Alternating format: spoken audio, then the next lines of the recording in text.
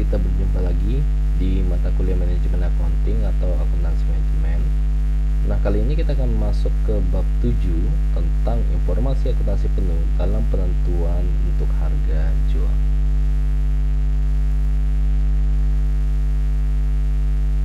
Sebelum kita bicara tentang manfaat dari informasi biaya penuh dalam penentuan harga jual, kita jelasin dulu sedikit ya.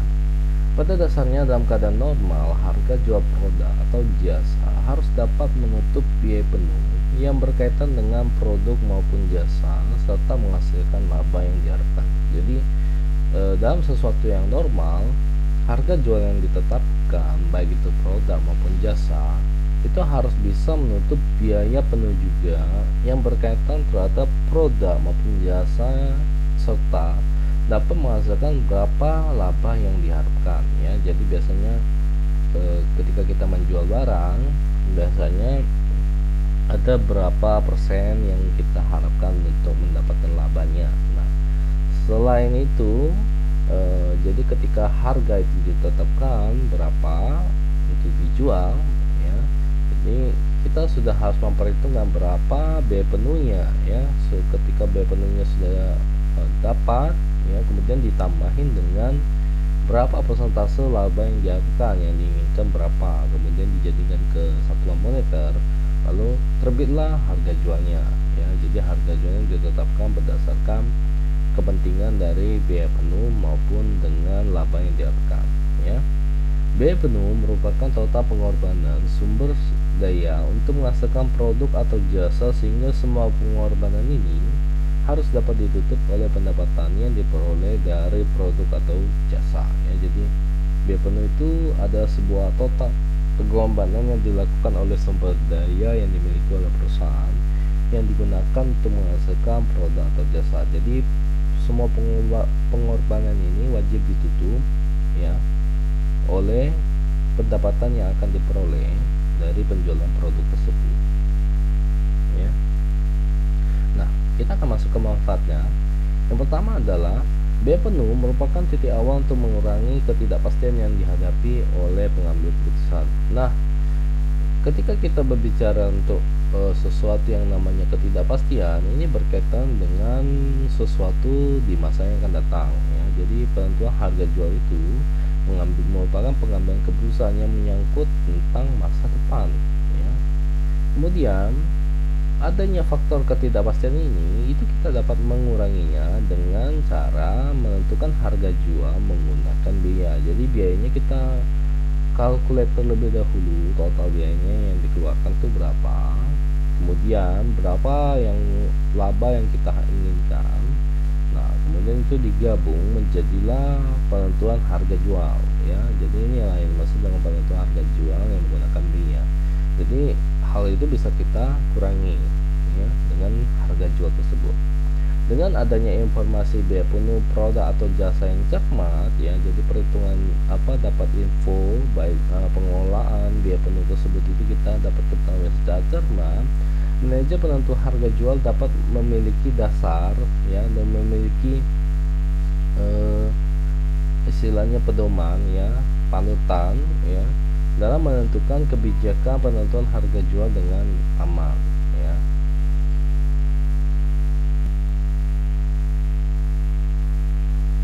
Oke, lanjut. Biaya penuh merupakan dasar yang memberikan perlindungan bagi perusahaan dari kemungkinan kerugian. Jadi biaya penuh ini juga menjadi patokan atau menjadi dasar untuk memberikan sebuah perlindungan. Jadi biar perusahaan itu tidak merugi ya. Kerugian itu merupakan keadaan usaha di mana pendapatan yang diperoleh dari usaha itu tidak dapat mencukupi untuk menutupi biayanya. Untuk menghindari kerugian, salah satu caranya dengan berusaha memperoleh pendapatan yang dapat menutupi dari biaya penuh, sehingga perlulah kita menetapkan ke harga jual. Untuk memungkinkan manajer melakukan penentuan harga jual tersebut, kita memerlukan informasi biaya penuh di masa yang akan datang ya.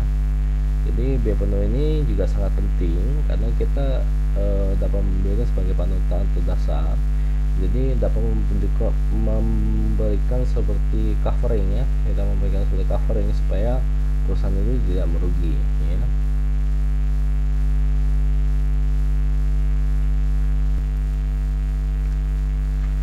Berikutnya adalah biaya penuh memberikan informasi yang memungkinkan manajer penentu harga jual itu untuk dapat memantau dari struktur biaya perusahaan bersaing ya.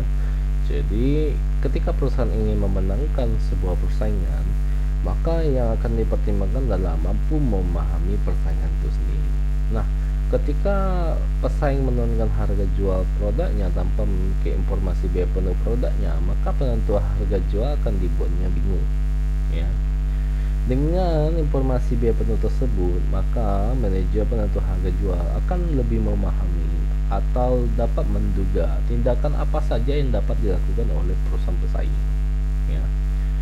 Manajer perusahaan perlu memahami struktur biaya membentuk biaya produk, karena berdasarkan data tersebut maka dapat diperkirakan tindakan perusahaan pesaing ya. Jadi biaya penuh ini juga merupakan info ya, yang memungkinkan bagi manajer yang akan menentukan harga jual ini itu juga memantau struktur biaya seperti apa, kemudian apa yang dilakukan oleh perusahaan pesaing itu kita juga tahu strateginya supaya kita dapat memenangkan persaingan yang dilakukan ya, supaya kita bisa tampil secara kompetitif.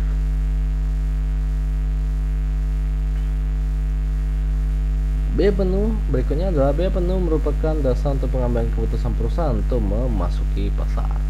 Untuk umumnya harga jual yang sudah terbentuk dengan pertimbangan permintaan dan penawaran dalam pasar tersebut. Oleh karena itu, untuk memasuki sebuah pasar perlu dipertimbangkan biaya penuh produk yang akan dihasilkan. Ada 3 kemungkinan yang bisa terjadi sebagai berikut. Jika harga jual lebih kecil daripada biaya, maka akan terjadi kerugian. Jika harga jual sama dengan biaya, maka belum mampu menghasilkan laba yang memadai atau biasa disebut dengan break-even point. Yang ketiga itu jika kedua hal tersebut yang dihadapi, maka perusahaan dapat merancang program untuk merubah proses produksi maupun dengan kegiatan pemasaran agar biaya itu lebih kecil dibandingkan dengan harga jual, sehingga perusahaan mampu menutup seluruh biaya penuh dan dapat menghasilkan laba yang sepadan dengan investasi yang sudah dikeluarkan ya. Oke, kita akan masuk ke metode penentuan harga jual. Nah, untuk metode penentuan harga jual itu yang pertama ada harga jual normal atau normal pricing. Manajer menemukan informasi biaya penuh sebagai dasar penentuan harga jual produk atau jasa.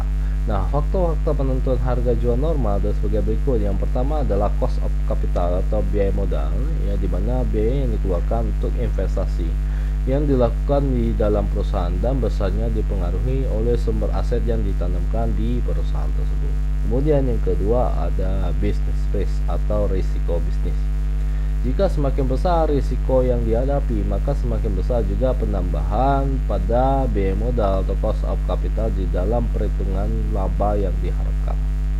Yang ketiga adalah capital employed, di mana itu jumlah investasi yang telah ditanamkan untuk memproduksi maupun untuk memasarkan produk atau jasa, yang menjadi salah satu faktor untuk menentukan besarnya laba yang diharapkan. Untuk rumusnya, harga jual sama dengan taksiran biaya penuh ditambah dengan laba yang diharapkan. Inilah normal pricing. Berikutnya adalah cost plus pricing. Nah, cost plus pricing ini yang sangat sering digunakan di dalam perhitungan untuk bab 7 ya. Jadi untuk cost plus pricing atau penentuan harga jual atau cost plus pricing ditentukan dengan menambah biaya masa yang akan datang dengan persentase markup. Nah, bedanya ini apa? Ini dengan yang ini ya. Kalau yang normal pricing ya, ini hanya secara umum saja ya, penjelasan secara umum. Namun secara khusus ya digunakan itu adalah cost plus pricing ya, walaupun sama-sama juga harga jual normal ya. Harga jual normal sama sebenarnya. Ini normal pricingnya adalah secara umum, makanya rumusnya umum banget. Kemudian kalau untuk normal price cost plus pricing ini lebih spesifik, itu lebih kepada penentuan harga jual cost plus pricing tentukan dengan menambah biaya masa akan datang dengan persentase dari markup itu ya. Jadi ada nilai markup ya, di mana diketahui harga jual per unit sama dengan biaya yang berhubungan langsung dengan volume atau per unit ditambahkan dengan persentase markup. Nah, untuk mendapatkan persentase markup itu adalah laba yang diharapkan ditambah dengan biaya tidak langsung dipengaruhi oleh volume produk dengan dibagi dengan biaya yang dipengaruhi oleh volume produk.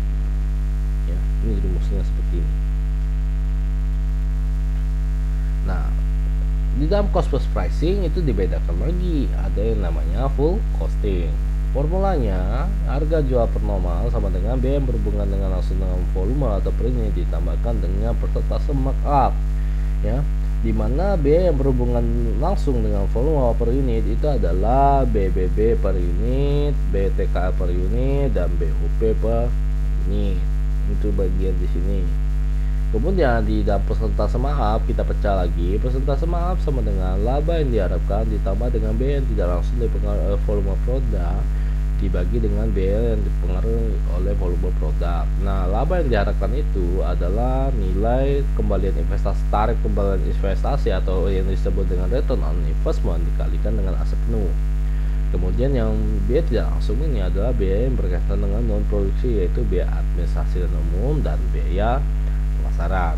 Kemudian untuk yang biaya dipengaruhi langsung oleh produk kita ada biaya produksi, yaitu BBB, BTKL, dan BOP. Oke, kita lanjut.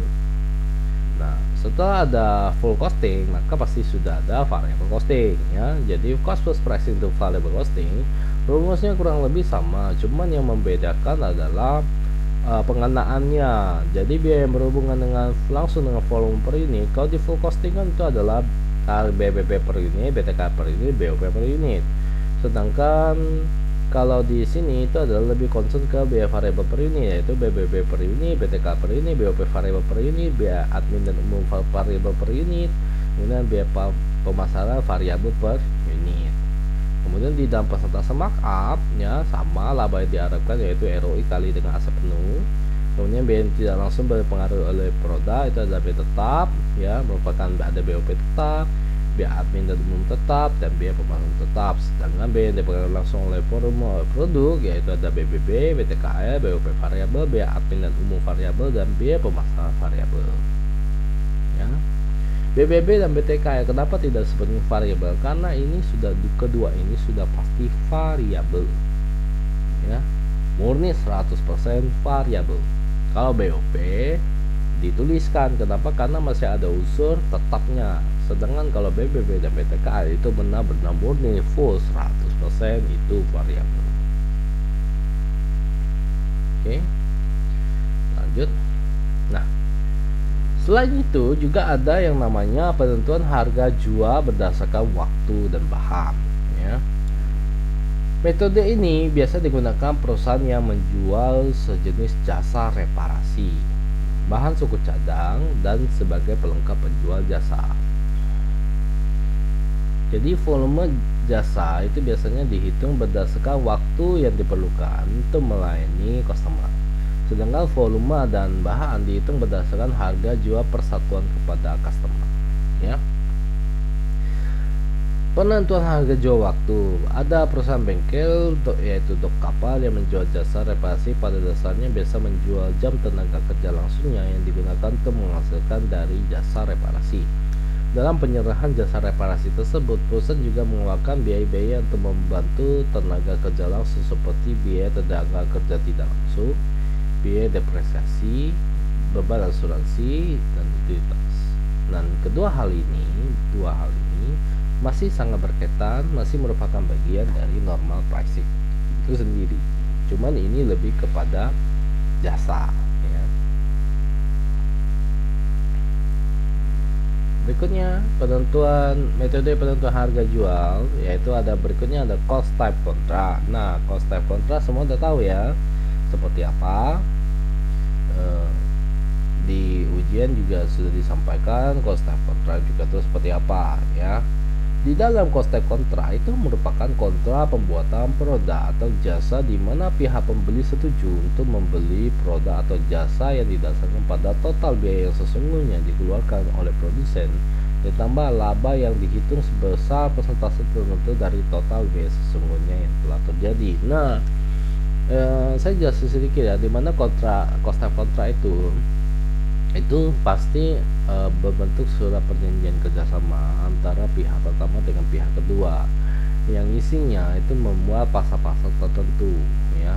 Karena yang kemarin waktu ujian masih banyak sekali yang keliru dalam membuat kontrak kerjasama itu. Padahal saya cuma minta kontrak kerjasama tapi bikinnya tuh yang lain, agak aneh ya. Jadi ini harus dijelaskan dulu ya, dimana kontrak kerjasama itu biasanya dalam berbentuk surat perjanjian kerjasama yang memuat ada dua pihak ya yang saling bekerja sama, dan di dalam surat perjanjian itu memiliki pasal-pasal yang penting ya, dimana menjelaskan tentang dimana ada persetujuan dalam pembelian produk atau jasa yang didasarkan dengan biaya tersebut ya. Itulah cost type kontrak.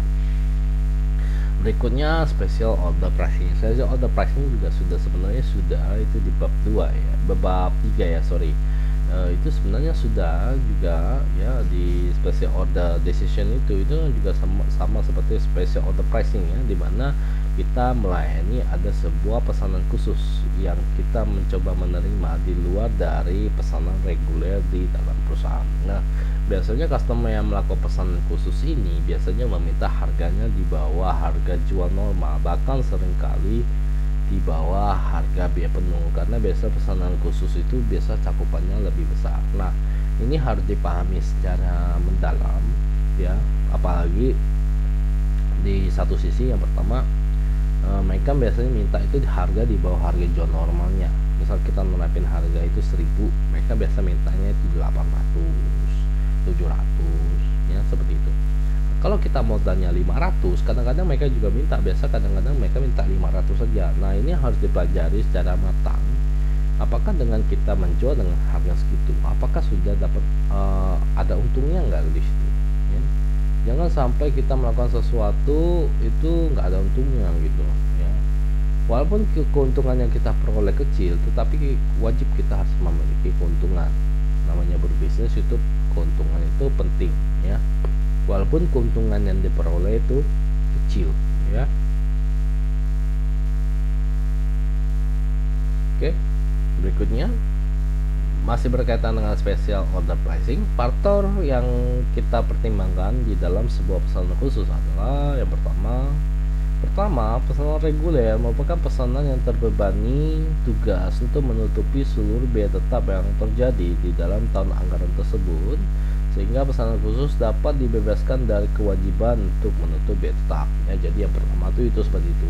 Jadi pesanan reguler itu harus mampu menutup seluruh biaya tetap yang ada, sehingga pesanan ketika kita memperoleh pesanan khusus ini tidak diwajibkan untuk menutup biaya tetap. Istilahnya ini adalah penambahan di luar dari aktivitas normal perusahaan itu sendiri ya. Jadi tidak boleh digabung pesanan reguler dengan pesanan khusus ini. Jangan dua-duanya ini diminta untuk menutup biaya tetap. Yang wajib menutup biaya tetap adalah pesanan reguler.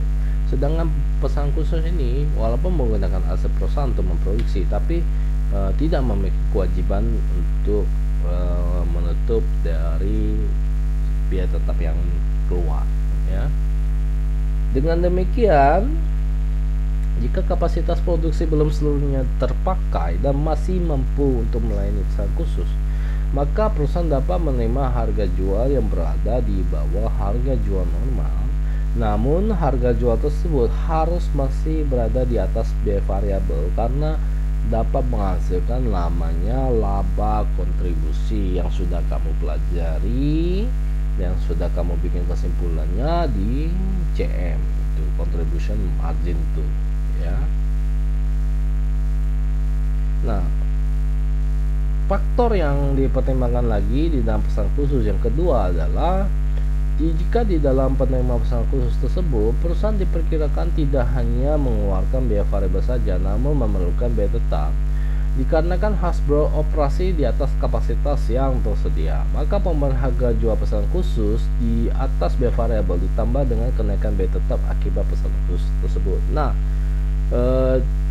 Ketika kita menerima suatu pesanan khusus ya, ketika perusahaan itu ternyata waktu memproduksi pesanan khusus itu tidak hanya keluar biaya variabel saja, tapi menghasilkan juga tambahan dari biaya tetap yang terjadi ya. Misalkan anggaran listriknya membengkak ya. Jadi ketika ada tambahan sesuatu, ada tambahan, itu juga wajib dimasukin ditambahkan dengan biaya variabel yang telah kita keluarkan. Kalau kamu tidak menambahkan tambahan yang keluar itu di biaya tetap itu, yang ada kamu bukan malah untung, malah tambah rugi ya. Jadi harus diperhatikan baik-baik apakah pesanan khusus ketika dibuat itu apakah menghasilkan tambahan biaya tetap atau tidak ya. Ketika menghasilkan tambahan biaya tetap, maka tambahan biaya tetap itu harus masukin ke dalam biaya variabel itu. Nanti ketika pengakuan harga jualnya itu bisa disesuaikan. Berikutnya yang terakhir adalah harga jual berdasarkan peraturan dari pemerintah. Dalam penentuan harga jual normal, biasanya biaya penuh masa yang akan datang dan digunakan sebagai dasar penentuan harga jual dihitung menggunakan pendekatan dari full costing maupun variable costing. Di dalam penentuan harga jual yang diatur dalam peraturan dari pemerintah, biasanya biaya penuh masa yang akan datang dipakai sebagai dasar penentuan harga jual dihitung menggunakan variabel full costing saja. Karena pendekatan variable costing itu tidak diterima sebagai prinsip akuntansi di dalam standar akuntansi pemerintahan ya. Jadi di dalam standar akuntansi pemerintahan mereka hanya mengakui full costing saja. Variable costing mereka tidak mengakui. Jadi tidak bisa kita mengapplykan variable costing di dalam perhitungan untuk pemerintah ya. Kalau di perusahaan swasta itu variable costing biasanya digunakan sebagai untuk perhitungan internal saja ya. Tetap yang dipakai adalah full costing, tapi diperbolehkan menggunakan variable costing biasanya untuk acuan untuk pengambilan keputusan di kalangan manajemen menengah hingga manajemen atas ya. Baik, untuk pembahasan bab 7 sudah selesai sampai di sini. Jikalau ada yang kurang jelas, nanti seperti biasa kita bisa diskusikan di forum Google Classroom seperti biasa. Baik, terima kasih. Sampai jumpa di bab berikutnya.